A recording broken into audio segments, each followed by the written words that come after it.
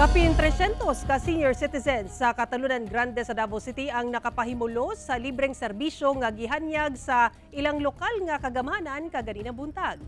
Pipila sa mga serbisyo nga ilang gihanyag mao ang libreng eye and ear check-up, physical therapy, dental care, vaccination o guban pa. Sumala sa Barangay Catalunan Grande, tumong nila nga ma-promote ang healthy and wellness sa mga elderly o senior citizen. Pagpasalamat sab nila kinig sa dakong papel nga natampo sa mga katigulangan sa matag komunidad.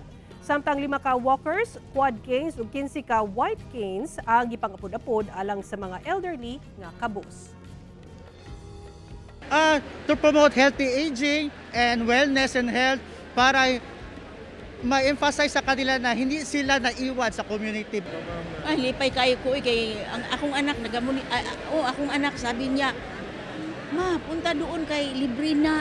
Oh, mas masalamat kung naade activity ngayon ani ba nga kuan. Kay hibaw na to unsay kuan sa atong lawas.